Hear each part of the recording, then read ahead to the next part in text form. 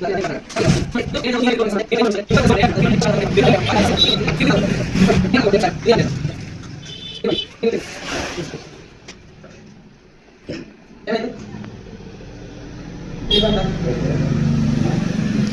Litre ತನಕ ನಿಮಗೆ ನೀರನ್ನು ಹಿಡಿದಿಟ್ಟುಕೊಳ್ಳುವಂತ ಶಕ್ತಿ ಇದಕ್ಕಿದೆ. ಒನ್ ಟೈಮ್ ಅಪ್ಲೈ 1 ವರ್ಷ ತನಕ ನಿಮ್ಮ ಗಿಡವನ್ನು ನೀವು ಮಾಡುವಂತ ಕೃಷಿಯನ್ನು ಪ್ರೊಟೆಕ್ಷನ್ ಆಗಿ ಇಡುವುದು. ಅಲ್ಪಾವಧಿ ಬೆಳೆ 4 ತಿಂಗಳು ನಿಮಗೆ ಪ್ಲಾಂಟೇಶನ್ ಮಾಡ್ತೀರಾ, ಕರೆಕ್ಟ್ ಅಲ್ವಾ? 4 ತಿಂಗಳ ಕಟಾವ್ ಆಗುತ್ತೆ, ಮತ್ತೆ ನೀವು 4 ತಿಂಗಳಾದ್ಮೇಲೆ ಮತ್ತೆ ಅಪ್ಲೈ ಮಾಡಬಹುದು, ಯಾಕಂದ್ರೆ ಒಂದ್ಸರಿ ಕಂಪ್ಲೀಟ್ ಆಗಿದೆ. ಇದು ನಿಮಗೆ 4 ಮತ್ತೆ ಬೇಕಾದ್ರೆ ಸ್ವಲ್ಪ ಮಾಡಬೇಕಾದ್ರೆ ಕಷ್ಟ. ಆದ್ರೆ ಇವತ್ತಿನ ದಿನಗಳಲ್ಲಿ ರೈತರು ತುಂಬಾ ಕಷ್ಟ ಪಡ್ತಿರುವಂತ ದಿನ ಆಗಿದೆ. ಏನಕ್ಕೆ ಅಂತ ಹೇಳಿದ್ರೆ ನಿಮ್ಮ ಹತ್ರನೇ ಕೇಳ್ತಾ ಬರೋಣ. ಇವತ್ತಿನ ದಿನ ಇವತ್ತಿನ ಕೃಷಿ ಸರ್ ಹೇಳಿ ಏನಕ್ಕೆ ಅಂತ ಹೇಳಿದ್ರೆ ಕಣ್ಣಿಗೆ ಕಾಣುವಂತದ್ದು ಒಂದು ಸೂಕ್ಷ್ಮಜೀವಿ ಇದೆ ಅಂತ ಹೇಳಿದ್ರೆ ಅದು ಎರೆಹುಳ ಮಾತ್ರ. ಆ ಎರೆಹುಳ ಯಾವ ರೀತಿ ಕೆಲಸ ಮಾಡ್ತಿದೆ ಅಂತ ಹೇಳಿದ್ರೆ ನೋಡ್ಲಿಕ್ಕೆ ಹೋದಾಗ ಒಂದು ರಾತ್ರಿ ಬೆಳಗಾಗುವ 24 ಗಂಟೆಯಲ್ಲಿ ಒಂದು ಎರೆಹುಳ 8 ಅಡಿ ಆಳ ತನಕ ರಾತ್ರಿ ಬೆಳಗಾಗದೆ 8 ಸಾರಿ ಹೋಗಿ 8 ಸಾರಿ ಮೇಲೆ ಬರುತ್ತೆ. ಹಾಗಾಗಿ ಆ ಎರೆಹುಳು ಏನ್ ಕೆಲಸ ಮಾಡುತ್ತೆ, ಅದು ನಾವು ಕೊಟ್ಟಂತ ಏನು ಅಟ್ಟಿ ಗೊಬ್ಬರ ಮೊದಲೇ ಯಾಕೆ ಭೂಮಿಯಲ್ಲಿ ಪೋಷಕಾಂಶಗಳಿತ್ತು ಅಂತ ನೋಡಿ, ಅವಾಗ ನಾವೇನು ಅಟ್ಟಿ ಗೊಬ್ಬರ ಕೊಟ್ಟಿಗೆ ಗೊಬ್ಬರ ಕೊಡ್ತಿದ್ವಿ, ಅದರ ಜೊತೆಗೆ ಸುಡು ಮಣ್ಣು ಬೂದಿ ಇಷ್ಟೇ ಕೊಡ್ತಿರೋದು. ಇದನ್ನು ತಿಂದು ಅದೇನ್ ಮಾಡ್ತಿತ್ತು, ಮೋಷನ್ ರೂಪದಲ್ಲಿ ಹೊರಗಡೆ ಆಗ್ತಿತ್ತು. ಅವಾಗ ಬೇಕಾದಂತ ಇವಾಗ ಪ್ರೈಮರಿ ನ್ಯೂಟ್ರಿಷನ್ ಅಂತ ಹೇಳ್ತಾರೆ, ಸೆಕೆಂಡರಿ ನ್ಯೂಟ್ರಿಷನ್ ಅಂತ ಹೇಳ್ತೀವಿ, ಮೈಕ್ರೋ ನ್ಯೂಟ್ರಿಷನ್ ಅಂತ ಹೇಳ್ತೀವಿ, ಅದೆಲ್ಲ ಆ ಎರೆಹುಳುಗಳು ಸೂಕ್ಷ್ಮಜೀವಿಗಳು ಮಾಡಿಕೊಡ್ತಾ ಇದ್ವು. ಆದ್ರೆ ಇವತ್ತಿನ ದಿನಗಳಲ್ಲಿ ಅದು ಆಗ್ತಿಲ್ಲ, ಚಯಾಪಚಯ ಮೆಟಬಾಲಿಸಮ್ ಕ್ರಿಯೆ ಆಗ್ತಿಲ್ಲ. ನಮ್ಮ ಇವಾಗ ಅಜ್ಜಂದಿರಿದ್ದಾರೆ ಕೆಲವರು ಏಜ್, ಅವರು ಇಷ್ಟು ಟೈಮಲ್ಲಿ ಹೇಗೆ ಜೀವನ ಮಾಡ್ತಿದ್ರು, ಅವ್ರಿಗೆ ಅಷ್ಟು ವರ್ಷ ಬದುಕಲಿಕ್ಕೆ ಕಾರಣ ಅವ್ರು ತಿನ್ನುವಂತ ಆಹಾರ ಅಷ್ಟು ಚೆನ್ನಾಗಿತ್ತು. ಇವತ್ತಿನ ದಿನಗಳಲ್ಲಿ ಏನಾಗಿದೆ, ನಾವು ತಿನ್ನುವಂತ ಆಹಾರ ಏನು ಕೆಮಿಕಲೈಸ್ಡ್ ಆಗಿ ಬರೋದರಿಂದ, ವಿಷವಾಗಿ ಬರ್ತಿರೋದ್ರಿಂದ ಏನಾಗ್ತಿದೆ ಅಂತ ಹೇಳಿದ್ರೆ ನಮಗೆ ಆರೋಗ್ಯ ಹದಗೆಡುತ್ತೆ. ಅದೇ ರೀತಿ ಇವತ್ತು ಭೂಮಿಗೆ ಮೈನ್ ಆಗಿ ನಮ್ಮ ಭೂಮಿಯಲ್ಲಿ ಭೂಮಿ ಚೆನ್ನಾಗಿದ್ರೆ ನಮ್ಮ ಆರೋಗ್ಯ ಚೆನ್ನಾಗಿರುತ್ತೆ. ಯಾವಾಗ ಭೂಮಿಯಲ್ಲಿ ಹಾಕುವಂತ ಕೆಮಿಕಲ್ ಜಾಸ್ತಿ ಆದಾಗ ನಮ್ಮ ಆರೋಗ್ಯ ಕೂಡ ಹದಗೆಡ್ತಾ ಬರುತ್ತೆ. ಹಾಗಾಗಿ ಇವತ್ತು ನಮ್ಮ ಒಂದು ಆರೋಗ್ಯವನ್ನು ಕಾಪಾಡ್ಕೊಳ್ಬೇಕಾದ್ರೆ ನಾವು ರಾಸಾಯನಿಕ ಮುಕ್ತ ದೇಶ ಆಗ್ಬೇಕು, ರಾಸಾಯನಿಕ ಮುಕ್ತ ಮಣ್ಣನ್ನು ರೆಡಿ ಮಾಡ್ಬೇಕಂತ ಹೇಳಿದ್ರೆ ಇವತ್ತು ಮತ್ತೆ ರಿಪೀಟ್ ನಾವು ಸಾವಯವದತ್ತ ಮುಖ ಮಾಡಬೇಕು. ನಮ್ಮ ನೆಕ್ಸ್ಟ್ ಜನರೇಷನ್ಗೆ ನಾವು ಈ ಮಣ್ಣನ್ನು ಬಿಟ್ಟು ಕೊಡ್ಬೇಕಂತ ಹೇಳಿದ್ರೆ ಈ ಮಣ್ಣನ್ನು ಉಳಿಸುವಂತ ಕೆಲಸ ಇವತ್ತಿನಿಂದ ನಮ್ಮಿಂದಲೇ ಆಗ್ಬೇಕು. ಹಾಗಾದ್ರೆ ನಾವು ಏನ್ ಮಾಡ್ಬೇಕು ಅಂತ ಹೇಳಿದ್ರೆ ಇವತ್ತು ಸಾವಯವ. ಆದ್ರೆ ಈ ಸಾವಯವ ಗೊಬ್ಬರ ಅಂದ್ರೆ ಏನು, ಇವತ್ತು ರಾಸಾಯನಿಕ ಗೊಬ್ಬರ ಅಂದ್ರೆ ಏನು, ಅಥವಾ ಜೈವಿಕ ಗೊಬ್ಬರ ಅಂದ್ರೆ ಏನು, ನಮ್ಮ ಹತ್ರ ತುಂಬಾ ಕನ್ಫ್ಯೂಷನ್ ಇದೆ ಅಲ್ವಾ? ಆದ್ರೆ ಎಲ್ಲನೂ ಪೋಷಕಾಂಶಗಳೇ. ಆದ್ರೆ ಇವತ್ತು ಎರೆಹುಳಗಳು, ಒಂದು ಎರೆಹುಳ ನಾನು ಹೇಳ್ತಾ ಬಂದೆ, ಎರೆಹುಳ 8 ಅಡಿ ಆಳ ತನಕ ಹೋಗುತ್ತೆ, ರಾತ್ರಿ 16 ಸಾರಿ ಒಳಗಡೆ 8 ಸಾರಿ ಒಳಗಡೆ 8 ಸಾರಿ ಹೊರಗಡೆ ಬರುತ್ತೆ. ಹೋದ ಜಾಗದಲ್ಲಿ ಹೋಗಲ್ಲ, ಅವಾಗ ಆಕ್ಸಿಜನ್ ಸಪ್ಲೈ ಆಗುತ್ತೆ, ಗಾಳಿ ಪಾಸ್ ಆಗುತ್ತೆ. ಇವತ್ತು ಮಣ್ಣಿಗೆ ಉಸಿರಾಡ್ಲಿಕ್ಕೆ ಆಗ್ತಿದೆ, ಗಟ್ಟಿ ಆಗ್ತಿದೆ. ನಾವು ನೋಡ್ತೀವಿ ನೀರು ಹಾಯಿಸಿ 10 ನಿಮಿಷ 20 ನಿಮಿಷ ಆದಾಗ ಆವಿ ಆಗಿಬಿಡುತ್ತೆ, ಡ್ರೈ ಆಗುತ್ತೆ ಮಣ್ಣು, ಕರೆಕ್ಟ್ ಅಲ್ವಾ? ಏನಕ್ಕೆ ಡ್ರೈ ಆಗುತ್ತೆ? ನಾವು ಅಂದ್ಕೊಂಡು ಮಣ್ಣಿನ ಒಳಗಡೆ ನೀರು ಹೋಗಿದೆ, ನೀರು ಮಣ್ಣಿನ ಒಳಗಡೆ ಹೋಗಲ್ಲ, ಅಲ್ಲಿಂದನೇ ಆವಿ ಆಗ್ತದೆ.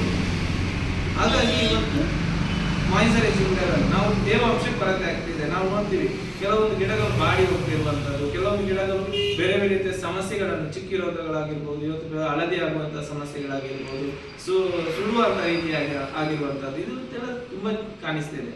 ಕಾರಣ ಏನು? ಅಲ್ಲಿ ತೇವಾಂಶದ ಕೊರತೆ ಆಗ್ತಿದೆ. ಹಾಗಾಗಿ ಇವತ್ತು ನಮ್ಮ ಮಣ್ಣಿನ ಈ ಎರೆಹುಳ ಏನ್ ಮಾಡುತ್ತೆ, ರಾತ್ರಿ ಬೆಳಗಾಗುವುದರೊಳಗೆ ಅದರ ತೂಕದ, ಇವತ್ತು 1 ಗ್ರಾಮ್ ಎರೆಹುಳ 1 ಗ್ರಾಮ್ ತೂಕ ಇತ್ತು ಅಂತ ಹೇಳಿದ್ರೆ ಅದರ ತೂಕದ 5 ಪಟ್ಟು ಗೊಬ್ಬರ ಉತ್ಪಾದನೆ ಮಾಡುತ್ತೆ 24 ಗಂಟೆಯಲ್ಲಿ. ಅದೆಷ್ಟು ಗ್ರಾಮ್ ಇದೆ? ಅದರ 5 ಪಟ್ಟು ಗೊಬ್ಬರ ಉತ್ಪಾದನೆ. ಹಾಗಾದ್ರೆ 1 ಕೆಜಿ ಎರೆಹುಳ ಇದ್ರೆ ನಮ್ಮ ಭೂಮಿಯಲ್ಲಿ, ನಮಗೆ 1 ಎಕರೆ ಇದೆ, 1 ಕೆಜಿ ಎರೆಹುಳ ಇದ್ರೆ ಅದು ದಿವಸಕ್ಕೆ 24 ಗಂಟೆಯಲ್ಲಿ 5 ಕೆಜಿ ಗೊಬ್ಬರ ಉತ್ಪಾದನೆ ಮಾಡುತ್ತೆ. 5 ಕೆಜಿ ಗೊಬ್ಬರ ಉತ್ಪಾದನೆ, ತಿಂಗಳಿಗೆ 150 ಕೆಜಿ, ವರ್ಷಕ್ಕೆ 1800 ಕೆಜಿ ಗೊಬ್ಬರ ಉತ್ಪಾದನೆ ಮಾಡುತ್ತೆ. ಹಾಗಾಗಿ ಬೇಕಾದಂತಹ ಪೋಷಕಾಂಶಗಳು ಮಣ್ಣಿನಲ್ಲಿಯೇ ಸಿಗ್ತಿತ್ತು. ಮೈಕ್ರೋ ನ್ಯೂಟ್ರಿಷನ್, ಪ್ರೈಮರಿ ಆಗಿರ್ಬೋದು, ಸೆಕೆಂಡರಿ ಆಗಿರ್ಬೋದು, ಯಾವ್ದು ನ್ಯೂಟ್ರಿಷನ್ ಬೇಕು ಪ್ರತಿಯೊಂದು ಸಿಗ್ತಿತ್ತು. ಹಾಗಾದ್ರೆ ಇವತ್ತು ಸರಿ ಹೇಳಿದ್ರೆ ನೀವು ಪ್ರೈಮರಿ ನ್ಯೂಟ್ರಿಷನ್ ಅಂದ್ರೆ ಏನು? ಪ್ರೈಮರಿ ಅಂತ ಹೇಳಿದ್ರೆ ನಾವು ಇವತ್ತು ಸಾರಜನಕ NPK ಅಂತ ಕೇಳಿದ್ವಿ, ಕರೆಕ್ಟ್ ಅಲ್ವಾ? ಸಾರಜನಕ, ರಂಜಕ, ಪೊಟ್ಯಾಶ್ ಹಾಕ್ಬೇಕು ಅಂತ ಹೇಳ್ತಾರೆ. ಸಾರಜನಕ ಎಷ್ಟು ಹಾಕ್ಬೇಕು? ಒಂದು ನೀವು ಅಡಿಕೆ ಮಾಡಿದ್ರೆ ಒಂದು ಪ್ಲಾಂಟಿಗೆ, ಯಾವುದೇ ಒಂದು ಪ್ಲಾಂಟಿಗೆ ವರ್ಷಕ್ಕೆ 100 ಗ್ರಾಮ್ ಸಾರಜನಕ ಬೇಕು, 40 ಗ್ರಾಮ್ ರಂಜಕ ಬೇಕು, 140 ಗ್ರಾಮ್ ಪೊಟ್ಯಾಶ್ ಬೇಕು ಅಂತ ಹೇಳ್ತಾರೆ, ಕರೆಕ್ಟಾ? ಇಷ್ಟು ಪೋಷಕಾಂಶ ಒಂದು ವರ್ಷಕ್ಕೆ ಒಂದು ಪ್ಲಾಂಟಿಗೆ ಬೇಕಾಗುತ್ತೆ. ಅಷ್ಟು ಜಾಸ್ತಿ ಬೆಳವಣಿಗೆ ಆಗಲ್ಲ. ಅದರ ಜೊತೆಗೆ ನೀರು ಹಿಂಗಲ್ಲ, ಗಟ್ಟಿಯಾದ ತಕ್ಷಣ ನೀರು ಹಿಂಗಲ್ಲ. ಜಾಸ್ತಿ ಕೆಮಿಕಲ್ ಭೂಮಿಗೆ ಬಿದ್ದಾಗ ಎರೆಹುಳುಗಳು ಸಾಯ್ತಾರೆ. ಎರೆಹುಳುಗಳು ನೀವು ತೋಟದಲ್ಲಿ ನೀವು ಗದ್ದೆಗಳಲ್ಲಿ ಏನು ಎರೆಹುಳುಗಳು ಇರುತ್ತೆ ಅದು ಗೊಬ್ಬರ ತಿನ್ನುತ್ತೆ, ಅದು ಮಣ್ಣು ತಿನ್ನಲ್ಲ. ಇವತ್ತು ಕಾಡುಗಳಲ್ಲಿ ಇರುವಂತ ಎರೆಹುಳುಗಳು ಅದು ಮಣ್ಣು ತಿನ್ನುತ್ತೆ. ಆದ್ರೆ ನಮ್ಮ ತೋಟದಲ್ಲಿ ಇರುವಂತ ಎರೆಹುಳುಗಳು ಯಾವತ್ತೂ ಮಣ್ಣು ತಿನ್ನಲ್ಲ, ಅದು ಗೊಬ್ಬರವನ್ನು ತಿಂದು ಮತ್ತೆ ಮೋಷಕಗಳಲ್ಲಿ ಹಾಕುವಂಥದ್ದು. ಆದ್ರೆ ಇವತ್ತು ನಾವು ಹಾಕುವಂತ ಕೆಮಿಕಲೈಸೇಷನ್ ಜಾಸ್ತಿ ಆಗಿರುವುದರಿಂದ ಮಣ್ಣಲ್ಲಿ ಏನಾಗ್ತಿದೆ, ಮಣ್ಣು ಬರಡಾಗ್ತಿದೆ, ಮಣ್ಣಿನಲ್ಲಿ ಪೋಷಕಾಂಶಗಳು ಕೊರತೆ ಆಗ್ತಿದೆ, ಮಣ್ಣು ಗಟ್ಟಿ ಆಗ್ತಿದೆ, ಒತ್ತಡ ಬೀಳ್ತಿದೆ, ಉಸಿರಾಟದ ಸಮಸ್ಯೆ ಆಗ್ತಿದೆ. ಹಾಗಾಗಿ ನಮ್ಮ ಇವತ್ತು ಅದನ್ನು ದೂರ ಮಾಡಬೇಕಾದ್ರೆ ಇವತ್ತು ಸಾರಜನಕ ಇಲ್ಲ ಅಂತ ಹೇಳಿದ್ರೆ ನಮ್ಮ ಮಣ್ಣು ಏನಾಗುತ್ತೆ, ಸಾರಜನಕ ಇಲ್ಲ ಅಂತ ಹೇಳಿದ್ರೆ ನಮ್ಮ ಪ್ಲಾಂಟೇಶನ್ ಏನ್ ಮಾಡಿರ್ತೀರಾ ನೀವು ಹಚ್ಚ ಹಸಿರಾಗಿ ಬೆಳಿಬೇಕು, ತುಂಬಾ ಚೆನ್ನಾಗಿ ಕಾಣ್ಬೇಕಾದ್ರೆ ಸಾರಜನಕ ಇಂಪಾರ್ಟೆಂಟ್. ಸಾರಜನಕ ಇಲ್ಲ ಅಂತ ಹೇಳಿದ್ರೆ ಹಚ್ಚ ಹಸಿರಾಗಿ ಕಾಣಲ್ಲ, ಹಳದಿ ಬಣ್ಣ ತಿರ್ಬೋದು, ಚುಕ್ಕಿ ರೋಗಗಳು ಬರ್ಬೋದು, ಬೆಂಕಿ ರೋಗಗಳು ಏನೆಲ್ಲ ಇರ್ತೀವಿ ಇದೆಲ್ಲ ಬರ್ಲಿಕ್ಕೆ ಸ್ಟಾರ್ಟ್ ಆಗುತ್ತೆ, ಬೆಳವಣಿಗೆ ಕುಂಠಿತ ಆಗ್ತಾ ಹೋಗುತ್ತೆ. ಅದರ ಜೊತೆಗೆ ಬೇರೆ ಬೇರೆ ಕಾಯಿಲೆಗಳು ನಮಗೆ. ಅದೇ ರೀತಿ ರಂಜಕ ಇಲ್ಲ ಅಂತ ಹೇಳಿದ್ರೆ ರೂಟ್ ಡೆವಲಪ್ಮೆಂಟ್, ಬೇರುಗಳು ಚೆನ್ನಾಗಿದ್ದಾರೆ, ರಂಜಕ ಬೇಕಿದೆ, ಒಂದು ಸಸ್ಯ ಚೆನ್ನಾಗಿ ಬೆಳವಣಿಗೆ ಆಗಬೇಕು, ರೂಟು ಚೆನ್ನಾಗಿ ಬೇರು ಚೆನ್ನಾಗಿ ಬರಬೇಕಂತ ಹೇಳಿದ್ರೆ ರಂಜಕ ಬೇಕೇ ಬೇಕು. ಪೊಟ್ಯಾಷಿಯಂ ಮಾಡುತ್ತೆ, ಪೊಟ್ಯಾಷಿಯಂ ಮಾಡುತ್ತೆ ಅಂತ ಹೇಳಿದ್ರೆ ಪ್ರತಿಯೊಂದು ಅದರ ಏನಕ್ಕೆ ಇಳುವರಿ ಬರುತ್ತೆ, ಆ ಇಳುವರಿ ಡೆವಲಪ್ಮೆಂಟ್ ಮಾಡಬೇಕಾದ್ರೆ ಪೊಟ್ಯಾಷಿಯಂ ಬೇಕೇ ಬೇಕು. ಅದಕ್ಕೆ NPK ಸಾರಜನಕ ರಂಜಕ ಪೊಟ್ಯಾಷ್ ಕೊಡ್ತಾ ಬರಬೇಕು ಅಂತಿಲ್ಲ. ಆದ್ರೆ ಇವತ್ತು ನಾವು ಹಾಕುವಂತ ಪ್ರಮಾಣ ನಾವು ಹಾಕಿದ್ರೆ ಅಲ್ಲಿ 40 ಗ್ರಾಮ್ ಏರಿಯಾದಲ್ಲಿ ನಾವು 140 ಗ್ರಾಮ್ ಹಾಕ್ತೀವಿ ಅಲ್ವಾ. ನಾವು ಇವತ್ತು ಕೊಟ್ಟಿಗೆ ಗೊಬ್ಬರ ಕೊಡ್ತೀವಿ ಸರ್, ಕೊಟ್ಟಿಗೆ ಗೊಬ್ಬರದಲ್ಲಿ ನಮಗೆ ಬೇಕಾದಂತ ಪೋಷಕಾಂಶಗಳು ಎಲ್ಲ ಸಿಗಲ್ಲ, ಒಂದು 3 ರಿಂದ 4 ರೀತಿಯ ಪೋಷಕಾಂಶಗಳು ಸಿಗ್ತಾ ಹೋಗುತ್ತೆ, ಅಲ್ಲಿ ಬೇಕಾದಂತ ಪೋಷಕಾಂಶಗಳು ಸಿಗಲ್ಲ. ಇವತ್ತು ನಾವು 3-0-40 ಅಂತ ಹೇಳ್ತೀವಿ, 3-0-40 ಅಂತೀವಿ. ಇದೆಲ್ಲ ನಮಗೆ ಇವತ್ತು ಸಿಗ್ತಾ ಸರಿಯಾದ ಪ್ರಮಾಣದಲ್ಲಿ ಸಿಗ್ಲಿಲ್ಲ ಅಂತ ಹೇಳಿದ್ರೆ ಅಲ್ಲಿ ಒಂದು ಯಾವ್ದಾದ್ರು ಕೊರತೆ ಆಯ್ತು ಅಂತ ಹೇಳಿದ್ರೆ ನಮ್ಮ ಮಣ್ಣಿದು ಹಾರ್ಮೋನ್ಸ್ ಏನಾಗುತ್ತೆ, ಗಿಡಗಳಿಗೆ ಹಾರ್ಮೋನ್ಸ್ ಸಿಗಲ್ಲ ಸರ್. ನಾವು ತಿನ್ನುವಂತ ಆಹಾರದಲ್ಲಿ ಇವತ್ತು ಗಿಡಗಳಿಗೆ ಮಣ್ಣಿನಲ್ಲಿ ಪೋಷಕಾಂಶ, ನಮಗೆ ಆಹಾರದಲ್ಲಿ ಪೋಷಕಾಂಶ ಅಲ್ವಾ, ಅದು ಸಿಗ್ಲಿಲ್ಲ ಅಂತ ಹೇಳಿದ್ರೆ ಅದಕ್ಕೋಸ್ಕರ ನಮ್ಮ ಸಾವಯವ ಮಾಡಬೇಕಾದ್ರೆ ನಾವು ಇವತ್ತು ರಾಸಾಯನಿಕ ಗೊಬ್ಬರ ಏನು ಬಳಸ್ತೀವಿ ಅದರ ಪ್ರಮಾಣವನ್ನು ಕಡಿಮೆ ಮಾಡ್ತಾ ನಮ್ಮ ಸಾವಯವದತ್ತ ನಾವು ಟರ್ನ್ ಮಾಡಬಹುದು ನಮ್ಮ ಮಣ್ಣನ್ನು. ಹಾಗಾಗಿ ಇವತ್ತು ಏನಾಗಿದೆ ಆ ಒಂದು ಇದಕ್ಕೋಸ್ಕರ ನಮ್ಮ ಒಂದು ಸಂಸ್ಥೆ ಏನ್ ಮಾಡಿದೆ, 20 ವರ್ಷಗಳಿಗೆ ನಮ್ಮ ಭಾರತದ ಒಂದು ಸಂಸ್ಥೆ ಇವತ್ತು ಪ್ರತಿ ಕೃಷಿಕರ ಒಂದು ಅಭಿವೃದ್ಧಿ ಮಾಡಬೇಕು, ಪ್ರತಿ ಮಣ್ಣನ್ನು ಉಳಿಸಬೇಕು, ಕೃಷಿಕರಿಗೆ ಕಡಿಮೆ ಖರ್ಚಿನಲ್ಲಿ ಅಧಿಕ ಇಳುವರಿ ತಗೊಳ್ಬೇಕು ಅನ್ನುವಂಥ ಉದ್ದೇಶಕ್ಕೋಸ್ಕರ ಒಂದು ಗೊಬ್ಬರಗಳನ್ನು ತಗೊಂಡು ಬಂದ್ರೆ ಅದನ್ನು ಬಯೋಸ್ಟಿಮ್ಯುಲೆಂಟ್ ಅಂತ ಹೇಳ್ತೀವಿ. ಜೈವಿಕ ಉತ್ತೇಜಕಗಳು ಜೀವಾಣುಗಳನ್ನು ಉತ್ಪತ್ತಿ ಮಾಡುವಲ್ಲಿ ಅತಿ ಕಡಿಮೆ ವೆಚ್ಚದಲ್ಲಿ ಕೆಲವೊಂದು ಮುಖ್ಯ ಪೋಷಕಾಂಶವನ್ನು ಮಾಡಿ ಅದರಲ್ಲಿ ಜೀವಾಣುಗಳನ್ನು ಜಾಸ್ತಿ ಉತ್ತೇಜನ ಮಾಡಲಿಕ್ಕೆ ಬೇಕಾದಂತಹ ಪೋಷಕಾಂಶವನ್ನು ತುಂಬಿಸುವಂತ ಕೆಲವೊಂದು ಗೊಬ್ಬರಗಳು.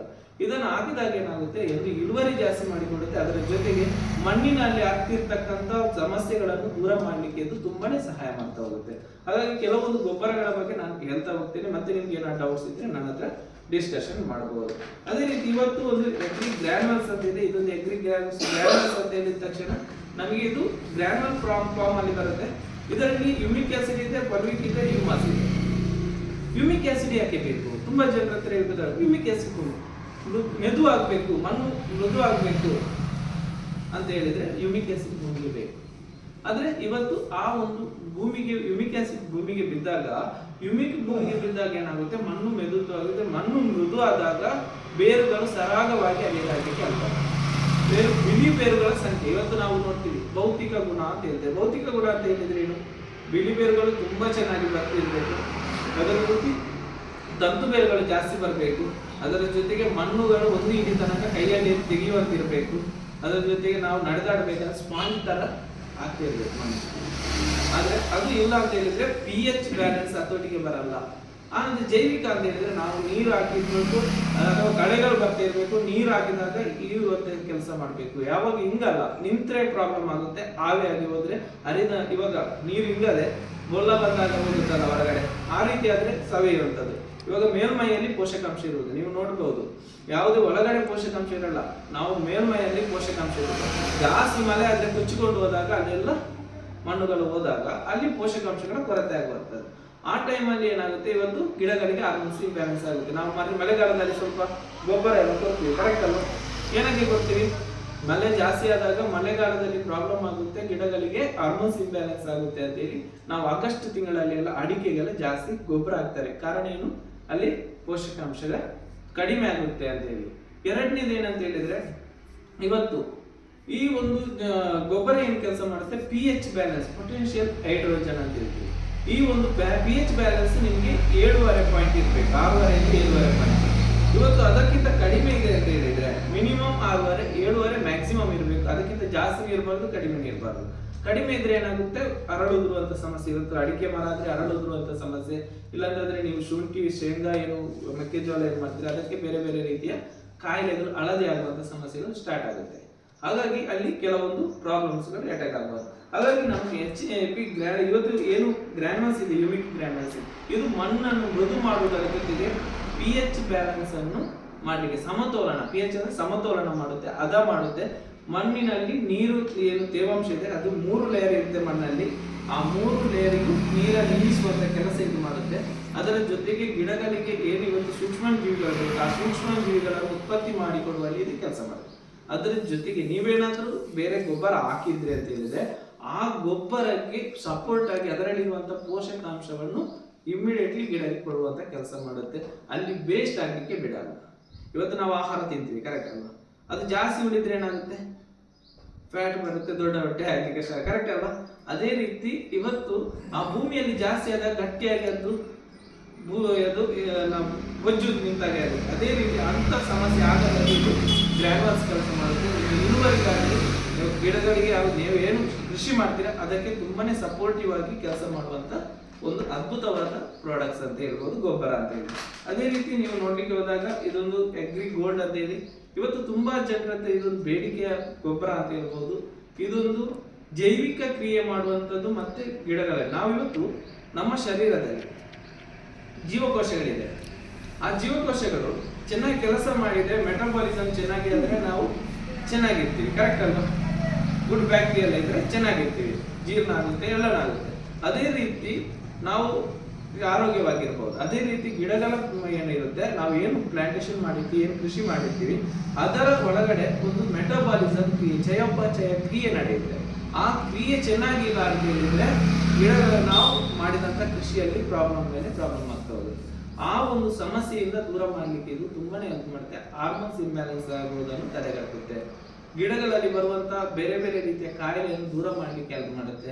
ಮೆಟಬಾಲಿಸಮ್ ಚೆನ್ನಾಗಿ ಮಾಡಿಕೊಡುತ್ತೆ. ಗಿಡಗಳ ಗ್ರೋತ್ನೆಸ್ ಕಡಿಮೆ ಇದ್ರೆ, ಇವತ್ತು ನಾವು ಕೆಲವು ನಾನು ಹೇಳಿದೆ, ಸಾರಜನಕ ಇಲ್ಲ ಅಂತ ಹೇಳಿದ್ರೆ ಗ್ರೋತ್ನೆಸ್ ಕಡಿಮೆ ಆಗುತ್ತೆ, ರಂಜಕ ಇಲ್ಲ ಅಂತ ಹೇಳಿದ್ರೆ ಬೇರುಗಳು ಚೆನ್ನಾಗಿ ಬರಲ್ಲ, ಪೊಟ್ಯಾಷಿಯಂ ಇಲ್ಲ ಅಂತ ಹೇಳಿದ್ರೆ ಕಾಯಿ ಕಟ್ಟಲ್ಲ, ಹರಡುವುದಂತ ಸಮಸ್ಯೆ, ಬೇಗನೆ ಹಣ್ಣಾಗಿ ಕಾಣುತ್ತೆ, ಒಳಗಡೆ ನೋಡಿದ್ರೆ ಅದು ಚೆನ್ನಾಗಿ ಅಭಿವೃದ್ಧಿ ಆಗಿರಲ್ಲ, ಬೆಳವಣಿಗೆ ಆಗಿರಲ್ಲ.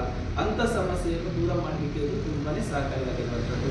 ಇದು ನಮ್ಮ ಗಿಡಗಳಿಗೆ ಕೊಟ್ಟಾಗ ಏನಾಗುತ್ತೆ, ಮಣ್ಣಿನಲ್ಲಿ ನೀವು ಕೊಟ್ಟಾಗ ಗಿಡಗಳ ಕ್ವಿಕ್ ಆಗಿ ಇಮಿಡಿಯೇಟ್ಲಿ ಗಿಡಗಳನ್ನು ಆಕ್ಟಿವೇಟ್ ಮಾಡಲಿಕ್ಕೆ, ಗಿಡಗಳ ಕ್ರಿಯೆಯನ್ನು ಜಾಸ್ತಿ ಮಾಡಲಿಕ್ಕೆ, ಅದರ ಗ್ರೋತ್ನೆಸ್ಗೆ ಬೇಕಾದಂಥ ಪೋಷಕಾಂಶಗಳನ್ನು ತುಂಬಿಸುವಂಥ ಕೆಲಸ ಮಾಡುತ್ತೆ. ಅದೇ ರೀತಿ ನ್ಯಾನೋಟೆಕ್, ಇದೊಂದು ನ್ಯಾನೋಟೆಕ್ ಇದೇನು ಕೆಲಸ ಮಾಡುತ್ತೆ ಅಂತ ಹೇಳಿದ್ರೆ, ಇವತ್ತು ನಾವು 17 ರೀತಿಯ ಪೋಷಕಾಂಶಗಳು ಬೇಕು ಅಂತ ಏನಿಲ್ಲ, ನಾವು ಹೇಳ್ತೀವಿ ಕ್ಯಾಲ್ಸಿಯಂ ಬೇಕು, ಮ್ಯಾಗ್ನೀಷಿಯಂ ಬೇಕು, ಮ್ಯಾಗ್ನೀಸ್ ಬೇಕು, ಸಲ್ಫರ್ ಬೇಕು, ಪೊಟ್ಯಾಶ್ ಬೇಕು, ಐರನ್ ಬೇಕು, ಏನಿಲ್ಲ ಜಿಂಕ್, ಬೋರಾನ್. ನಾವು ಕೃಷಿ ಇಲಾಖೆ ಹೋದ್ರೆ ಜಿಂಕ್ ಹಾಕಿ, ಬೋರಾನ್ ಹಾಕಿ ಅಂತ ಹೇಳ್ತಾರೆ, ಕರೆಕ್ಟ್? ಜಿಂಕ್ ಬೋರಾನ್ ಜಾಸ್ತಿ ಪ್ರಮಾಣದಲ್ಲಿ ಕೊಡಿ, ಇದು ಮೈಕ್ರೋ ನ್ಯೂಟ್ರಿಷನ್ ಪ್ರಾಬ್ಲಮ್ ಆಗ್ತಿದೆ ಅಂತ ಹೇಳ್ತಾರೆ, ಕರೆಕ್ಟ್? ಮೈಕ್ರೋ ನ್ಯೂಟ್ರಿಷನ್ ಪ್ರಾಬ್ಲಮ್ ಆದ ತಕ್ಷಣ ಏನಾಗುತ್ತೆ, ಹೂವು ಬಿಡುತ್ತೆ, ಕಾಯಿ ಕಟ್ಟಲ್ಲ ಅಲ್ವಾ? ಪ್ರಧಾನ ಪೋಷಕಾಂಶಗಳು ಇಲ್ಲ ಅಂತ ಹೇಳಿದ್ರೆ ಹೂವು ಬಿಡುತ್ತೆ, ಕಾಯಿ ಕಟ್ಟಲ್ಲ, ಕೆಲವೊಂದು ಹೂವನ್ನೇ ಬಿಡಲ್ಲ, ಕರೆಕ್ಟ್? ಆ ಟೈಮಲ್ಲಿ ಇದೊಂದು ನಮಗೆ ತುಂಬಾ ಹೆಲ್ಪ್ ಆಗುತ್ತೆ. ಇದನ್ನು ಬಳಸುವುದರಿಂದ ನಿಮ್ಮ ಮಣ್ಣಿನಲ್ಲಿ 17 ರೀತಿಯ ಪೋಷಕಾಂಶಗಳಿವೆ, ಅದನ್ನೆಲ್ಲ ಕೊಡುವಂತ ಕೆಲಸ ನಮ್ಮ ಇದು ಅದ್ಭುತವಾದ ಒಂದು ನೀವು ಏನು ಗೊಬ್ಬರ ಕೊಡ್ತೀರೋ ಅದರ ಜೊತೆಗೆ ನಾವು ಅದರ ಜೊತೆಗೆ ಈ ಗ್ರಾನ್ಯೂಲ್ಸ್ ನಮ್ದು ಏನಿದೆ ಅದರ ಜೊತೆಗೆ ನೀವು ಮಿಕ್ಸ್ ಮಾಡಿಕೊಡುವುದರಿಂದ ಗಿಡಗಳಲ್ಲಿ ಬರುವಂತ ಯಾವುದೇ ರೀತಿಯ ಸಮಸ್ಯೆಯನ್ನು ದೂರ ಮಾಡಲಿಕ್ಕೆ ಇದು ಸಪೋರ್ಟಿವ್ ಆಗಿ ಕೆಲಸ ಮಾಡುತ್ತೆ. ನಿಮಗೆ ಕೃಷಿಯಲ್ಲಿ ಯಾವುದು ಗ್ರೋತ್ನೆಸ್ ಬೇಕು, ಯಾವುದು ಕಾಯಿ ಕಟ್ಟಲು ಏನು ಪ್ರಾಬ್ಲಮ್ ಆಗ್ತಿದೆ ಅದನ್ನು ರೀಬಿಲ್ಡ್ ಮಾಡಲಿಕ್ಕೆ ಇದು ತುಂಬಾನೇ ಹೆಲ್ಪ್ ಆಗುತ್ತೆ. ಅದೇ ರೀತಿ ಅಗ್ರಿ ಪ್ರೊಟೆಕ್ಟರ್ ಇದೆ, ಇದು ಪ್ರೊಟೆಕ್ಷನ್, ಪ್ಲಾಂಟ್ ಪ್ರೊಟೆಕ್ಷನ್ ಆಗಿ ಮಾಡಲಿಕ್ಕೆ. ಅದರ ಜೊತೆಗೆ ಇವತ್ತು ಚುಕ್ಕಿ ರೋಗಗಳು, ಹಳದಿ ರೋಗಗಳು, ಬೂದಿ ರೋಗಗಳು, ಕಂದು ರೋಗಗಳು ಇದು ಯಾವುದರಿಂದ ಬರುತ್ತೆ? ಫಂಗಸ್, ಕರೆಕ್ಟ್ ಅಲ್ವಾ? ಇವತ್ತು 4 ರೀತಿಯ ಪ್ರಾಬ್ಲಮ್ ಬರುತ್ತೆ ನೋಡಿ, ಫಂಗಸ್, ಬ್ಯಾಕ್ಟೀರಿಯಾ, ವೈರಸ್, ನೆಮಟಾಡ್ಸ್ ಅಂತ ಹೇಳ್ತೀವಿ, ಕರೆಕ್ಟಾ? ಫಂಗಸ್ ಅಂತ ಹೇಳಿದ್ರೆ ಕಂದು ಬಣ್ಣಕ್ಕೆ ಬರುವಂತದ್ದು, ಬೂದಿ ಬಣ್ಣಕ್ಕೆ ತಿರುಗುವಂತದ್ದು ಎಲೆಗಳು, ಹರಳು ಇವತ್ತು ಹಳದಿ ಬಣ್ಣಕ್ಕೆ ತಿರುಗುವಂತದ್ದು, ಕರೆಕ್ಟಾ? ಇದು ಫಂಗಸ್ ಡೆಫಿಷಿಯನ್ಸಿ ಅಂತ ಹೇಳಿದ್ರೆ ಫಂಗಸ್ ನಿಂದ ಜಾಸ್ತಿ ಆಗ್ತಿದೆ, ಅದರ ಪ್ರಾಬ್ಲಮ್ ಆಗ್ತಿದೆ. ಎರಡನೇದು ವೈರಸ್ ಆದ್ರೆ ನಿಮ್ಗೆ ಏನಾಗುತ್ತೆ, ನೀರು ಗುಳ್ಳೆಗಳಾಗಿ ಇರುತ್ತೆ, ನೀರುಗಳು ನಿಲ್ಲುವಂಥದ್ದು, ಒಂಥರ ಗಮ್ಮಿನಾಗಿ ಬರುವಂಥದ್ದು, ಅಂಟು ಅಂತ ಕೆಲಸ ಆಗುತ್ತೆ, ಕರೆಕ್ಟಾ? ಇದು ಬ್ಯಾಕ್ಟೀರಿಯಾ ಸಮಸ್ಯೆ ಆಗಿದೆ. ವೈರಸ್ ಆದ್ರೆ ನಿಮಗೆ ಎಲೆಗಳು ಮುದುರುವಂತ ಸಮಸ್ಯೆ ಆಗುತ್ತೆ, ಎಲೆಗಳು ಚೆನ್ನಾಗಿ ಕ್ರಿಯೆ ಆಕ್ಟಿವೇಟ್ ಆಗಿರಲ್ಲ, ದ್ಯುತಿಸಂಶ್ಲೇಷಣ ಕ್ರಿಯೆ ಚೆನ್ನಾಗಿ ಆಗ್ತಿರಲ್ಲ, ಆ ರೀತಿ ಆಗುವುದಕ್ಕೆ ನಾವು ವೈರಸ್ ಪ್ರಾಬ್ಲಮ್. ನೆಮಟಾಡ್ಸ್ ಅಂತ ಹೇಳಿದ್ರೆ ನಾವು ಬುಡ ಬಿಡಿಸಿದ್ರೆ, ಬುಡ ನೋಡಿದ್ರೆ ಗಂಟುಗಳು ಬಿದ್ದಿರುತ್ತೆ, ಕಾಂಡ ಹುಳ ಅಂತ ಹೇಳ್ತೀವಿ, ಕರೆಕ್ಟಾ? ಇಂಥ ಹುಳಗಳು ಏನ್ ಮಾಡುತ್ತೆ, ಕಟ್ ಮಾಡುತ್ತೆ, ನೀರು ಹಾಕಿದ್ರೆ ನೀರನ್ನು ಅಬ್ಸರ್ವ್ ಮಾಡ್ಲಿಕ್ಕೆ ಬಿಡಲ್ಲ ಗಿಡಗಳಿಗೆ, ಅದರ ಜೊತೆಗೆ ನೀವೇನು ಗೊಬ್ಬರ ಕೊಟ್ಟಿರ್ತೀರ ಅದನ್ನು ಕೂಡ ಸರಿಯಾಗಿ ಪ್ಲಾಂಟ್ಗಳಿಗೆ ಹೋಗ್ಲಿಕ್ಕೆ ಬಿಡಲ್ಲ. ಅವಾಗ ಏನಾಗುತ್ತೆ, ಅಲ್ಲಿ ಸುಳಿ ರೋಗ ಬರುವಂತದ್ದು, ಕೊಲೆ ಸುಳಿ ರೋಗ, ಇಂಥ ಸಮಸ್ಯೆಗಳೆಲ್ಲ ಬರ್ಲಿಕ್ಕೆ ಸ್ಟಾರ್ಟ್ ಆಗುತ್ತೆ. ಅಂತ ಸಮಸ್ಯೆಯನ್ನು ಬರದಾಗಿ ಇದು ಪ್ರೊಟೆಕ್ಷನ್ ಮಾಡ್ಲಿಕ್ಕೆ ಪ್ರೊಟೆಕ್ಟ್ ಅಂತ ಇದೆ. ಇದನ್ನು ಬಳಸುವುದರಿಂದ ಇದು ಒಂದು ಕೆಲವೊಂದು ಸಮುದ್ರ ಸಸ್ಯಗಳಿಂದ ಎಕ್ಸ್ಟ್ರಾಕ್ಟ್ ಮಾಡಿರುವಂತದ್ದು, ಇದು ನಿಮಗೆ ತುಂಬಾ ಹೆಲ್ಪ್ ಆಗುತ್ತೆ. ಇದನ್ನು ಪ್ರತಿಯೊಬ್ಬರು ಬಳಸುವುದರಿಂದ ಏನಾಗುತ್ತೆ, ಇದನ್ನು ಗಿಡಗಳಿಗೆ ಬರುವಂತ ಕಾಯಿಲೆ ಬಂದಿದ್ರೆ ನೀವು ಬೇರೆ ಮೆಡಿಸಿನ್ ಹೊಡೆಯುವುದಕ್ಕೆ ನೀವು ಏನು ಹೊಡೆಯಬೇಕಂದ್ರೆ ಇದನ್ನು ಹೊಡೆಯಿದ್ರೆ ಬೇಗನೆ ರಿಕವರಿ ಮಾಡ್ಬೋದು. ಮತ್ತೆ ನಾವು ಮಳೆಗಾಲದಲ್ಲಿ ರೋಡೋ ದ್ರಾವಣ ಮಿಕ್ಸ್ ಮಾಡ್ತೀವಿ, ಆ ಟೈಮಲ್ಲಿ ಇದನ್ನು 1 ಗ್ರಾಮಿಗೆ 250 ಗ್ರಾಮಿನಾಗಿ ನೀವು ಹಾಕಿ ಅಡಿಕೆಯಲ್ಲಾದ್ರೆ ನೀವು ರೋಡೋ ದ್ರಾವಣ ಸುಣ್ಣ ಸಿಂಪಡಣೆ ಮಾಡ್ತೀರಾ. ಕೆಲವೊಂದು ನಾವು ತರಕಾರಿಗೂ ಮಾಡ್ತೀವಿ, ಜೋಳಕ್ಕೆ ಮಾಡ್ತೀವಿ, ಬೇರೆ ಬೇರೆ ಕೃಷಿಗೂ ಮಾಡ್ತೀವಿ. ಆ ಟೈಮಲ್ಲಿ ಇದನ್ನು 200 ಲೀಟರ್ ನೀರಿಗೆ 250 ಗ್ರಾಮ್ ಹಾಕಿ ನೀವು ಅದರ ಜೊತೆಗೆ ಮಿಕ್ಸ್ ಮಾಡಿಕೊಟ್ರೆ ನೀವು ತುಂಬಾನೇ ಹೆಲ್ಪ್ ಮಾಡುತ್ತೆ. ಅಲ್ಲಿ ಯಾವುದೇ ರೀತಿಯ ಸಮಸ್ಯೆ ಬೇಗನೆ ರಿಕವರಿ ಮಾಡಲಿಕ್ಕೆ ಕೂಡ ಇದು ಹೆಲ್ಪ್ ಮಾಡ್ತಾ ಬರುತ್ತೆ. ಅದೇ ರೀತಿ ಯುಮಿಕ್, ಇದು ಭೂಮಿಯ ಟಾನಿಕ್ ಆಗ್ತೀವಿ. ನಮಗೆ ಇವಾಗ ಜ್ವರ ಬಂದಿದೆ, ಕರೆಕ್ಟಾ? ಜ್ವರ ಬಂದ ತಕ್ಷಣ ನಾವೇನಾಗ್ತೀವಿ, ವೀಕ್ ಆಗ್ತೀವಿ, ಕರೆಕ್ಟಾ? ವೀಕ್ ಆದ ತಕ್ಷಣ ಏನಾಗುತ್ತೆ, ನಮಗೆ ಡಾಕ್ಟರ್ ಅಲ್ಲಿ ಹೋದಾಗ ಮೆಡಿಸಿನ್ ಜೊತೆಗೆ ಒಂದು ಟಾನಿಕ್ ಅಂತ ಕೊಡ್ತಾರೆ. ಟಾನಿಕ್ ಏನು ಕೆಲಸ ಮಾಡುತ್ತೆ, ನಮ್ಮನ್ನು ಬೂಸ್ಟ್ ಅಪ್ ಮಾಡುತ್ತೆ, ಕರೆಕ್ಟಾ? ಆ ರೀತಿ ಟಾನಿಕ್ ರೂಪದಲ್ಲಿ ಕೆಲಸ ಮಾಡುವಂಥದ್ದು. ಮಣ್ಣಿನಲ್ಲಿ ಅಜೋಬ್ಯಾಕ್ಟರ್ಸ್ ಅನ್ನುವಂಥ ಒಂದು ಸೂಕ್ಷ್ಮ ಜೀವಿ, ವಾತಾವರಣದಲ್ಲಿ ಬರುವಂತಹ ಒತ್ತಡಗಳಾಗಿರ್ಬೋದು, ಅಥವಾ ವಾತಾವರಣದಲ್ಲಿ ಯಾವುದೆಲ್ಲ ಬರುತ್ತೆ, ಜಾಸ್ತಿ ಮಳೆ ಆದ್ರೆ, ಜಾಸ್ತಿ ಬಿಸಿಲು ಬಂದ್ರೆ, ಶಾಖ ಜಾಸ್ತಿ ಆದ್ರೆ, ಜಾಸ್ತಿ ನಿಮಗೆ ಚಳಿ ಆದ್ರೆ, ಅಥವಾ ಬೇರೆ ಬೇರೆ ರೀತಿಯಲ್ಲಿ ವೈರಸ್ಗಳು, ಬ್ಯಾಕ್ಟೀರಿಯಾಗಳು ಬಂದಾಗ ಅಂತ ಸಮಸ್ಯೆಯನ್ನು ಕೂಡ ಬಗೆಹರಿಸಲಿಕ್ಕೆ ಇದು ಹೆಲ್ಪ್ ಮಾಡುತ್ತೆ. ಬೂಸ್ಟ್ ಅಪ್ ಆಗಿ ಟಾನಿಕ್ ರೂಪದಲ್ಲಿ ಕೆಲಸ ಮಾಡುತ್ತೆ. ನೀವು ಏನು ಗೊಬ್ಬರ ಕೊಟ್ಟಿರ್ತೀರಾ ಆ ಗೊಬ್ಬರವನ್ನು ಚೆನ್ನಾಗಿ ಮತ್ತೆ ರೀಬೂಸ್ಟ್ ಮಾಡ್ಲಿಕ್ಕೆ ಹೆಲ್ಪ್ ಮಾಡುತ್ತೆ. ಗಟ್ಟಿಯಾದದನ್ನು ಮತ್ತೆ ಎನರ್ಜಿಯಾಗಿ ಕನ್ವರ್ಟ್ ಮಾಡುತ್ತೆ. ಮತ್ತೆ ಗಿಡಗಳಲ್ಲಿ ಬರ್ತಕ್ಕಂಥ ಏನೇ ಒಂದು ಸಮಸ್ಯೆ, ಇವತ್ತು ನಾವು ಕೊಟ್ಟಂತ ಗೊಬ್ಬರದಲ್ಲಿರುವಂತಹ ಪೋಷಕಾಂಶವನ್ನು ಅಬ್ಸರ್ವ್ ಮಾಡ್ಲಿಕ್ಕೆ, ಬೇಗನೆ ಗಿಡಗಳು ಅಬ್ಸರ್ವ್ ಮಾಡ್ಲಿಕ್ಕೆ, ನಾವು ಇವತ್ತು ತಿಂತಂತ ಆಹಾರ ಚೆನ್ನಾಗಿ ಇದೆ ಅಂತ ಹೇಳಿ ಅಬ್ಸರ್ವ್ ಮಾಡೋದು ಯಾವುದು, ಜೀವಕೋಶಗಳು, ಕರೆಕ್ಟ್ ಅಲ್ಲ? ಆ ಜೀವಕೋಶಗಳನ್ನು ಮತ್ತೆ ಓಪನ್ ಮಾಡಿ ಅದನ್ನು ಮುಟ್ಟಿಸುವಂತ ಕೆಲಸ ಇದು ಮಾಡುತ್ತೆ. ಇದನ್ನು ಬಳಸುವುದರಿಂದ ನೀವು ಬೇರೆ ಗೊಬ್ಬರ ಕೊಟ್ಟಿದ್ರೆ ಅದನ್ನು ಬೇಗನೆ ರೀಚ್ ಮಾಡುತ್ತೆ. ಅದರ ಜೊತೆಗೆ ನೀವೇನೆಲ್ಲ ಗೊಬ್ಬರ ಕೊಡ್ತೀರ ಅದನ್ನು ಬೇಗನೆ ಅಬ್ಸರ್ವ್ ಮಾಡುವಂತ ಕೆಲಸ ಮಾಡುತ್ತೆ. ಬೇರುಗಳನ್ನು ಜಾಸ್ತಿ ಉದ್ದನೆಯಾಗಿ ಬರಲಿಕ್ಕೆ ಅದು ಮಾಡುತ್ತೆ. ಅತಿಯಾದ ಭೌತಿಕ ಗುಣವನ್ನು ಜಾಸ್ತಿ ಮಾಡಿಕೊಳ್ಳುತ್ತೆ, ಜೈವಿಕ ಗುಣವನ್ನು ಜಾಸ್ತಿ ಮಾಡುತ್ತೆ ರಾಸಾಯನಿಕ. ಇವತ್ತು ಭೌತಿಕ ಗುಣ ಆಲ್ರೆಡಿ ಏನಿದೆ, ನಾನು ಬೇರುಗಳು ಜಾಸ್ತಿ ಬರಬೇಕು, ತಂತು ಬೇರುಗಳು ಜಾಸ್ತಿ ಬರಬೇಕು, ಅದರ ಜೊತೆಗೆ ಮಣ್ಣು ಮೃದುವಾಗಿರ್ಬೇಕು, 1 ಅಡಿ ತನಕ ನಾವು ಕೈಯಿಂದ ತೆಗೆಯುತ್ತಿರಬೇಕು, ಬಿಟ್ಟಾಗ ಚಾಪುಡಿ ತರ ಬೀಳ್ಬೇಕು ಅಂತ ಹೇಳಿ. ಜೈವಿಕ ಗುಣ ಅಂದ್ರೆ ನೀರು ಇಂಗಬೇಕು, ಕಳೆಗಳು ಜಾಸ್ತಿ ಬರ್ತಿದ್ರೆ ಅದು ಜೈವಿಕ ಗುಣ ಇದೆ ಅಂತ ಹೇಳಿ ಹ್ಯೂಮಸ್ ಆಗುತ್ತೆ. ರಾಸಾಯನಿಕ ಗುಣ ಅಂತ ಹೇಳಿದ್ರೆ ನಾವೇನೆಲ್ಲ ಸೂಕ್ಷ್ಮ ಜೀವಿ ಏನಿದೆ ಆ ಸೂಕ್ಷ್ಮ ಜೀವಿಗಳು ನಾವು ಹಾಕಿದಂತ ಗೊಬ್ಬರದ ಮೇಲೆ ಅದನ್ನು ತಿಂದು ಅದೊಂದು ಬಿಳಿ ದ್ರಾವಣವನ್ನು ಮತ್ತೆ ಜೆಲ್ ಟೈಪ್ ಅಲ್ಲಿ ಬಿಡುವಂತ ದ್ರವವನ್ನು ಅಲ್ಲಿ ಹೀಟ್ ಆಗುತ್ತೆ. ಹೀಟ್ ಆದ ತಕ್ಷಣ ಅಲ್ಲಿ ಆರ್ಗಾನಿಕ್ ಕಾರ್ಬನ್ ಅಂತ ಬರುತ್ತೆ. ನೀವು ಸಾಯಿಲ್ ಟೆಸ್ಟ್ ಎಲ್ಲ ಕೊಟ್ಟರೆ ಏನ್ ಬರ್ತಾರೆ, OC ಅಂತ ಇದು ಬರ್ತದೆ. OC ಅಂದ್ರೆ ಆರ್ಗಾನಿಕ್ ಕಾರ್ಬನ್, ಸಾವಯವ ಇಂಗಾಲ ಅಂತ ಹೇಳಿ.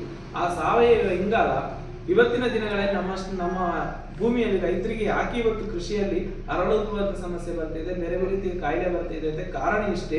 ಅಲ್ಲಿ ಇರ್ತಕ್ಕಂಥ ಮಣ್ಣಿನಲ್ಲಿ ಇರುವಂತ ಆರ್ಗಾನಿಕ್ ಕಾರ್ಬನ್ 0.5 ಇದೆ. ಇವಾಗ ಮಿನಿಮಮ್ ಅಂತ ಹೇಳಿದ್ರೆ 7.5 ಬರಬೇಕು, 0.75 ಬರಬೇಕು, ಇಲ್ಲಾಂತಂದ್ರೆ 1 ಬರಬೇಕು.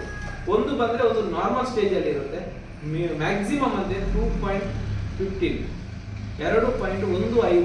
ಪ್ರಮಾಣದಲ್ಲಿದ್ರೆ ಅದು ಉತ್ತಮವಾದ ಮಣ್ಣು ಅಂತೇಳಿ ಕನ್ಸಿಡರ್ ಮಾಡ್ತಾರೆ. ಆದ್ರೆ ಇವತ್ತಿನ ದಿನಗಳಲ್ಲಿ ನಮ್ಗೆ 0.5 ಇದೆ, 0.75 ಆದ್ರೂ ಬೇಕು. ಅದು ಇಲ್ಲ ಅಂದ್ರೆ ಅದಕ್ಕಿಂತ ಜಾಸ್ತಿ ಅಂದ್ರೆ ಒಂದಾದ್ರೂ ಇರ್ಬೇಕು. ಅದು ಇಲ್ಲ ಅಂದ್ರೆ ನಮಗೆ ಇಳುವರಿಗಳು ಕುಂಠಿತ ಆಗುತ್ತೆ. ಅಂತ ಸಮಸ್ಯೆ ರೀಕಂಡೀಷನ್ ಮಾಡಲಿಕ್ಕೆ ಇದು ತುಂಬಾನೇ ಹೆಲ್ಪ್ ಮಾಡುತ್ತೆ.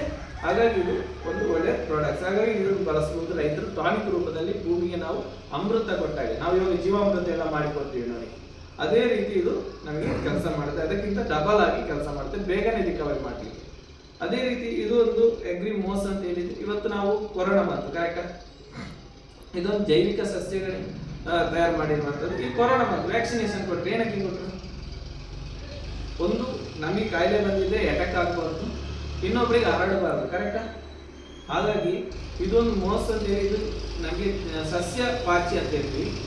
ಇದರಿಂದ ತಯಾರು ಮಾಡಿರುವಂಥದ್ದು ಮೈನ್ ಆಗಿ ಏನು ಕೆಲಸ ಮಾಡುತ್ತೆ ಅಂತ ಹೇಳಿದ್ರೆ ಯಾವುದೇ ಕಾಯಿಲೆ ಬಂದಿದ್ರೆ ಅದನ್ನು ರಿಕವರಿ ಮಾಡುತ್ತೆ. ಬಂದರೆ ಅದನ್ನು ಇನ್ನೊಂದು ಸ್ಪ್ರೆಡ್ ಮಾಡಲಿಕ್ಕೆ ಬಿಡಲ್ಲ. ಅದರ ಜೊತೆಗೆ ಮಣ್ಣಿನಲ್ಲಿರ್ತಕ್ಕಂಥ ಯಾವುದೇ ಒಂದು ಸೂಕ್ಷ್ಮ ಜೀವಿಗಳು ಪರಾಗಸ್ಪರ್ಶ, ಇವತ್ತು ಪರಾಗಸ್ಪರ್ಶವನ್ನು ಜಾಸ್ತಿ ಮಾಡಿಕೊಡುತ್ತೆ. ಇವತ್ತು ಬೇರೆ ಬೇರೆ ರೀತಿಯ ಕೆಲವೊಂದು ಹೂವು ಕಟ್ಟಿದ್ರೆ ತುಂಬ ಚೆನ್ನಾಗಿರುತ್ತೆ, ಇಳುವರಿ ಬರ್ತದೆ. ಕಾಯಿ ಕಟ್ಟಲ್ಲ, ಕಾಯಿ ಕಟ್ಟಿಲ್ಲ ನಮಗೆ ಕಾಯಿ ಕಟ್ಟಿಗೆ ಕೆಲಸ ಮಾಡುತ್ತೆ. ಮತ್ತೆ ನೀವು ಏನಾದರೂ ವೆದರ್ ಕಂಡೀಷನ್ ಜಾಸ್ತಿ ಬಿಸಿಲಾಯ್ತು ಅಂತ ಹೇಳಿದ್ರೆ ಡೈಲಿ 2 ಡೇಸ್ ನೀವು ಸ್ಪ್ರೇ ಹೊಡಿದ್ರೆ ನಿಮಗೆ ಇಳುವರಿಯಲ್ಲಿ ಯಾವುದೇ ರೀತಿಯ ಸಮಸ್ಯೆ ಬರದಾಗಿ ಪ್ರೊಟೆಕ್ಷನ್ ಮಾಡುತ್ತೆ. ಹಾಗಾಗಿ ಇದು ತುಂಬಾ ನಿಮಗೆ ಹೆಲ್ಪ್ ಆಗುತ್ತೆ. ಕೃಷಿಕರಿಗೆ ಇದು ಒಂದು ವರದಾನ ಅಂತ ಹೇಳ್ಬೋದು, ತುಂಬಾ ಅದ್ಭುತವಾದ ಒಂದು ಪ್ರಾಡಕ್ಟ್ಸ್ ಅಂತ. ಅದೇ ರೀತಿ ಗೊಬ್ಬರ ಅಂತ ಹೇಳ್ಬೋದು. ಅದೇ ರೀತಿ ಅಗ್ರಿ ಇದು ಸ್ಪ್ರೆಡ್ಡರ್ ಬೆಟರ್ ಆಗ್ಬೋದು, ಈರುವಿಕೆ ಮಸರಿಸಲಿಕ್ಕೆ ಹಿಡಿದಿಟ್ಟುಕೊಳ್ಬೇಕು ಆಗ್ಬೋದು. ನೀವೇನೆಲ್ಲ ಗೊಬ್ಬರ ಕೊಡ್ತೀರ ಅದನ್ನೆಲ್ಲ ಇದು ಹಿಡಿದಿಟ್ಟುಕೊಳ್ಳುವಂತ ಶಕ್ತಿ ಇದೆ ಇದಕ್ಕೆ. ಅದರ ಪರಿಣಾಮವನ್ನು ಗಿಡಗಳಿಗೆ ತಲುಪಿಸುವಂತ ಶಕ್ತಿ ಇದೊಂದು ಏಜೆಂಟ್ ರೂಪದಲ್ಲಿ.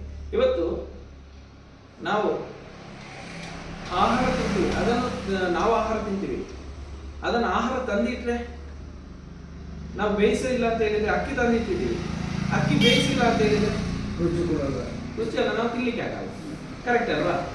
ಅಕ್ಕಿ ಅನ್ನ ಮಾಡಿ ತಿಂತೀವಿ, ಅನ್ನ ಅದು ಅದಕ್ಕೆ ಯಾವುದೇ ರೀತಿಯಷ್ಟು ವೆದರ್ ಕಂಡೀಷನ್ ಅಲ್ಲಿ ಸಮಸ್ಯೆ ನೋಡಿ. ಔಷಧಿ ರೈತರ ಬಗ್ಗೆ ಜಮೀನಿಗೆ ಔಷಧಿ, ಅಡಿಕೆ, ಬಾಳೆ ಕೊಡಿ ಅಂತ ಬಾಳೆ. ಇದೊಂದು ಅಕ್ಕಿದೆ, ಅದು ಇದೊಂದು ನಾನು ಸ್ವಲ್ಪ ಹಾಕ್ತೀನಿ ನೋಡಿ.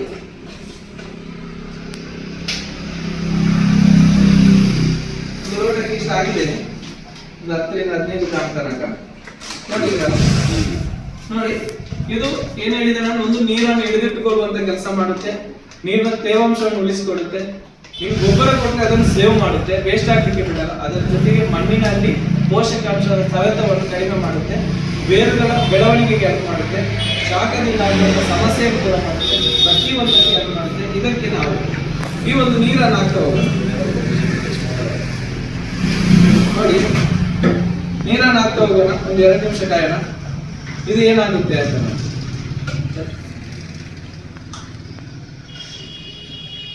ನೀರು ನೋಡಿ, ನೀರು ನಿಂತು ಇರುತ್ತೆ.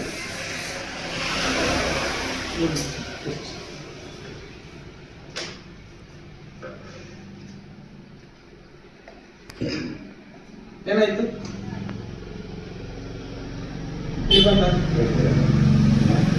4 ಲೀಟರ್ ತನಕ ನಿಮಗೆ ನೀರನ್ನು ಹಿಡಿದಿಟ್ಟುಕೊಳ್ಳುವಂತ ಶಕ್ತಿ ಇದಕ್ಕಿದೆ. 1 ಟೈಮ್ ಅಪ್ಲೈ 1 ವರ್ಷ ತನಕ ನಿಮ್ಮ ಗಿಡವನ್ನು ನೀವು ಮಾಡುವಂತ ಕೃಷಿಯನ್ನು ಪ್ರೊಟೆಕ್ಷನ್ ಆಗಿ ಇರುವುದು. ಅಲ್ಪಾವಧಿ ಬೆಳೆ 4 ತಿಂಗಳು ನಿಮಗೆ ಪ್ಲಾಂಟೇಶನ್ ಮಾಡ್ತೀರಾ ಕರೆಕ್ಟ್. 4 ತಿಂಗಳ ಕಟಾವ್ ಆಗುತ್ತೆ, ಮತ್ತೆ ನೀವು 4 ತಿಂಗಳಾದ್ಮೇಲೆ ಮತ್ತೆ ಅಪ್ಲೈ ಮಾಡಬಹುದು, ಯಾಕಂದ್ರೆ ಒಂದ್ಸರಿ ಕಂಪ್ಲೀಟ್ ಆಗಿದೆ. ಇದು ನಿಮಗೆ 4, ಮತ್ತೆ ಬೇಕಾದ್ರೆ ಸ್ವಲ್ಪ ನೀರು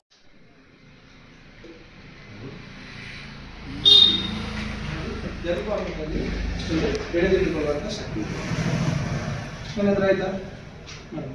ಜಲ್ಲು ಬರುತ್ತೆ ಬಿಟ್ರೆ ಏನಿಲ್ಲ ನಿಮಗೆ ಹೆಲ್ಪ್. ಇವತ್ತು ನಮ್ಮ ಬಯಲು ಸೀಮೆ ರೈತರಿಗೆ ಇದು ವರದಾನ ಅಂತ ಹೇಳ್ಬೋದು. ಪ್ರತಿಯೊಬ್ಬರು ಇದನ್ನು ಬಳಸಿ. ನಿಮ್ಮ ಕೃಷಿಯಲ್ಲಿ ಏನು ಗೊಬ್ಬರ ಹಾಕ್ತೀರಾ ಆ ಗೊಬ್ಬರವನ್ನು ಉಳಿಸಿಕೊಡುವಂತ ಕೆಲಸ ಮಾಡುತ್ತೆ. ಅದನ್ನು ವೇಸ್ಟ್ ಆಗದ ರೀತಿ ಅದರ ಪ್ರತಿಯೊಂದು ಹಂತದಲ್ಲಿ ನಿಮಗೆ ಯಾವುದೇ ರೀತಿಯ ವೆದರ್ ಕಂಡೀಷನ್ ಅಂದ್ರೆ ವಾತಾವರಣದ ಸಮಸ್ಯೆಯಿಂದ ತಡೆಗಟ್ಟಲಿಕ್ಕೆ ಇದು ವರದಾನ ಆಗಿದೆ. ಪ್ರತಿಯೊಬ್ಬರು ಇದನ್ನು ಬಳಸಿ. ಹಾಗಾಗಿ ಮತ್ತೊಂದು ಡೆಮೋವನ್ನು ಅಂತ ನಾನು ಹೇಳ್ತೀನಿ. ಚುಕ್ಕಿ ರೋಗ ಬಂದಾಗ, ವೈರಸ್ಗಳು ಬಂದಾಗ, ಬ್ಯಾಕ್ಟೀರಿಯಾ ಬಂದಾಗ ನಾವು ಕೈಬೇವು ಹಾಕ್ತೀವ.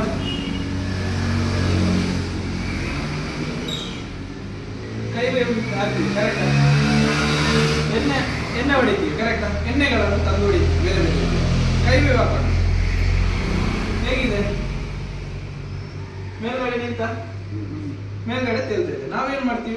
ಹೊಡಿತೀವಿ. ಇಲ್ಲಿ ಕೆಳಗಡೆ ಫುಟ್ಬಾಲ್ ಇರುತ್ತೆ, ಪಂಪ್ ಇದು ಮೇಲ್ಗಡೆ ಇದೆ. ಯಾವ್ದಾದ್ರೂ ನಮ್ಗೆ ಲಾಭ ಇದೆ? ಎಣ್ಣೆ ಏನ್ ಮಾಡುತ್ತೆ? ಮೇಲ್ಗಡೆ ನಿಲ್ಲುತ್ತೆ, ನೀರಿಗೆ ಹೊಂದಿಕೊಳ್ಳಲ್ಲ, ಕರೆಕ್ಟ್ ಅಲ್ವಾ? ಏನಾಗುತ್ತೆ? ನೀರಿಗೆ ಒಟ್ಟಿಗೆ ಮಿಕ್ಸ್ ಆಗಿಲ್ಲ ಅಂತ ಹೇಳಿದ್ರೆ ನಾವು ಹೊಡೆದಂತ ಜಸ್ಟ್ ನೀರು ಮಾತ್ರ ಹೋಗ್ತೀವಿ. ಇವತ್ತು ಕೃಷಿಕರಿಗೆ ಯಾಕೆ ಕಾಯಿಲೆಗಳನ್ನು ತಡೆಗಟ್ಟಲಿಕ್ಕೆ ಆಗ್ತಿಲ್ಲ ಅಂತ ಹೇಳಿದ್ರೆ ಹೊಡಿತಾರೆ, ಆದ್ರೆ ವೇಸ್ಟ್ ಆಗ್ತಿದೆ. ಕೆಲವೊಂದು ಗಿಡಗಳಿಗೆ ಸಿಗುತ್ತೆ, ಕೆಲವೊಂದು ಗಿಡಗಳಿಗೆ ಸಿಗಲ್ಲ. ಹಾಗಾಗಿ ಈ ಬ್ಯಾಕ್ಟೀರಿಯಾ ಅನ್ನುವಂಥದ್ದು ಎಲೆ ಅಡಿಭಾಗದಲ್ಲಿ ಇರುತ್ತೆ. ಒಂದು ಎಲೆ ಅಡಿಭಾಗದಲ್ಲಿ ಇರುತ್ತೆ. ಹಾಗಾಗಿ ಈ ಎಣ್ಣೆಗಳನ್ನು ಮಾಡಿದಾಗ ನೋಡಿ, ನಂದು ಒಂದು ಎಗ್ರಿಮೆಂಟ್ ಹೇಗೆ ಏಜೆಂಟ್ ಕೆಲಸ ಮಾಡುತ್ತೆ ಅಂತ ಹೇಳಿದ್ರೆ,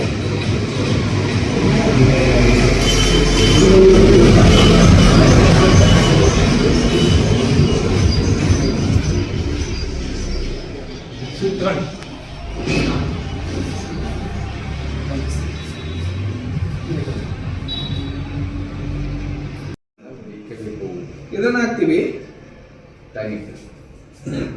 ನೀವು ಹಾಕಿದ ತಕ್ಷಣ ಇದು ಏನ್ ಮಾಡುತ್ತೆ ಅಂತ ಹೇಳಿದ್ರೆ ನಿಮಗೆ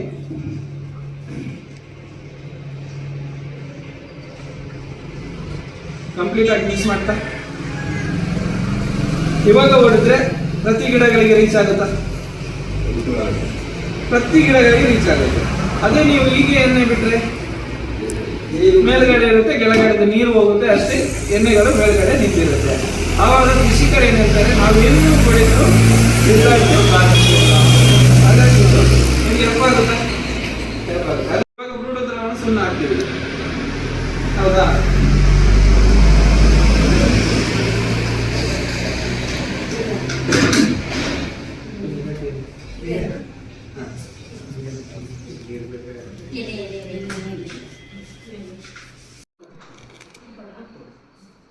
ಇದು ಖಾಲಿ ಇದಕ್ಕೆ ಎಗ್ರಿ ಹಾಕಿದೀವಿ, ಇದಕ್ಕೆ ನೀರು ಮಾತ್ರ ಇದೆ, ಇದಕ್ಕೆ ಸುಣ್ಣ ಹಾಕೋಣ, ಕರೆಕ್ಟಾ?